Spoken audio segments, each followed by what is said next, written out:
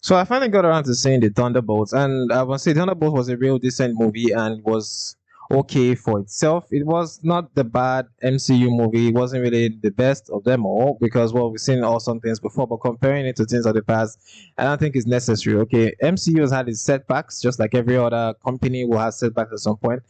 But all in all, the Thunderbolts was a reasonable and good movie, which actually gave a good setup for a lot of things to come. With the Fantastic Four coming into the MCU and being introduced in the Thunderbolts cutscene, it was beautiful. In my opinion, I think my best part about the movie was the relationship between Yelena and Red Guardian.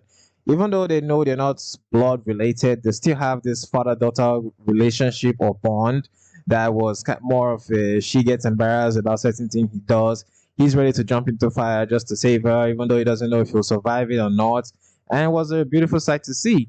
John Walker returning back as a US agent and being written like this terrible person or this jackass, it really doesn't work for me and a whole lot of people because we saw this character what he went through in the Falcon and the Winter Soldier, and killing someone may not be too justified, but the man had his moments. Okay, the man had this is a broken character. John Walker and the Winter Soldier are not so far apart. They're just broken people finding their way. And the MCU movie tried to write him off like this terrible person, this jackass who doesn't respect people, who's just too full of himself.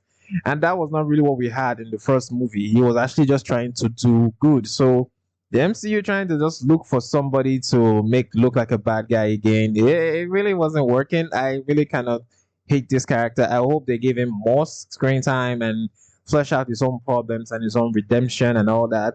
And as for the other characters in the movie, it was pretty decent. The Sentry was done very well. I love the fact that they didn't nerf him in any way.